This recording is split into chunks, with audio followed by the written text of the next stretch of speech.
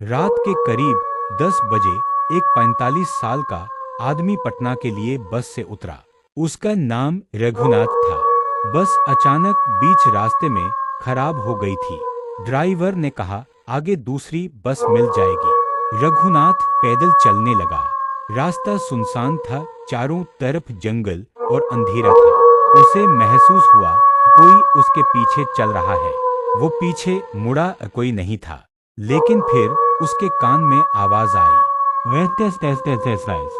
वो डर गया और तेज चलने लगा। किसी तरह वो घर पहुंच गया। लेकिन रात को छत से आवाज आने लगी, ढक ढक ढक। अगली सुबह अचानक उसकी मौत हो गई। लोग उसका अंतिम संस्कार करने लगे। उसकी राख को एक लोटे में भरकर गंगा घाट ले जाया गया। लेकिन रास्ते में वो लोटा अपने आप हिलने लगा। अंदर से आवाज आई, मुझे क्यों छोड़ दिया। लोग डर गए। घाट पर लोटा जैसे ही पानी में डाला गया, एक तेज हवा निकली और सब पीछे हट गए। कहा जाता है उस दिन के बाद रघुनाथ की कहानी खत्म नहीं हुई। वो अब भी लौटता है। गंगा घाट पर लोटा पानी में डालते ही सब लोग पीछे हट गए। अचानक पानी बहुत तेज हिलने लगा। लहरों के बीच से एक अजीब सी आवाज आई, मैं अभी खत्म नहीं हुआ। सब लोग डर गए। उस रात भतीजे को घर में अकेले अजीब महसूस होने लगा। दरवाजा अपने आप खुलता और बंद होता रहा। अचानक छत से फिर वही आवाज आई, मैं वापस आ गया हूं।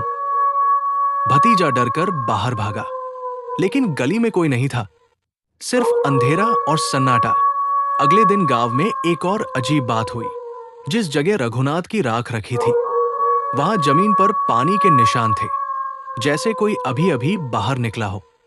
रात होते ही भतीजे के फोन पर एक अननोन कॉल आया और आवाज आई, तुमने मुझे गंगा में क्यों फेंका। भतीजा कांप गया। फोन अपने आप गिर गया, लाइट्स बंद हो गई और अंधेरे में किसी के चलने की आवाज आने लगी। धीरे धीरे वो पास आया और फिर कान के पास फुसफुसाया, अब मैं घर आ चुका हूं। उस रात के बाद भतीजा बिल्कुल अकेला हो गया था। घर में हर वक्त एक अजीब सी ठंड रहती थी, जैसे कोई उसके आसपास खड़ा हो।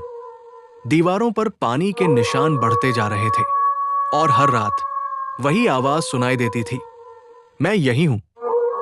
भतीजा अब डर से सो भी नहीं पाता था। एक रात उसने हिम्मत करके कमरे की लाइट जलाई, लेकिन लाइट अपने आप बंद हो गई। अंधेरे में उसे साफ महसूस हुआ कोई उसके पीछे खड़ा है। उसने धीरे से पीछे मुड़कर देखा, कोई नहीं था, लेकिन आईने में उसके पीछे एक साया खड़ा था। भतीजा चीख पड़ा। अगले दिन उसने पंडित को बुलाया। पंडित ने घर में पूजा शुरू की। मंत्र पढ़े जाने लगे, लेकिन अचानक हवा तेज हो गई। दिए बुझ गए और पंडित चिल्लाया, ये आत्मा नहीं है, ये कुछ और है। भतीजा डर गया।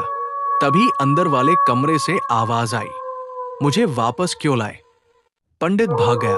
अब घर में सिर्फ भतीजा था और वो चीज। रात होते ही दरवाजा अपने आप बंद हो गया। भतीजा भागना चाहता था, लेकिन पैर हिल नहीं रहे थे। अंधेरे में धीरे धीरे एक आकृति सामने आई, वही रघुनाथ, लेकिन उसका चेहरा वैसा नहीं था। आंखें काली और शरीर से पानी टपक रहा था। वो धीरे धीरे पास आया और बोला, मैं अकेला नहीं आया। अचानक पीछे से कई आवाजें आने लगी, जैसे बहुत सारे लोग फुसफुसा रहे हों। भतीजा जोर से चीखा और सब कुछ शांत हो गया। अगली सुबह पड़ोसी जब घर में घुसे तो दरवाजा खुला था, लेकिन अंदर कोई नहीं था। ना भतीजा, ना रघुनाथ। बस जमीन पर एक चीज पड़ी थी, वही लोटा, लेकिन इस बार उसमें पानी नहीं, काला धुआं भरा था। कहा जाता है जो भी उस लोटे को देखता है वो अकेला नहीं रहता। वीडियो अच्छा लगा हो तो लाइक करो, सब्सक्राइब करो और दबाकर शेयर करो। Thank you so much.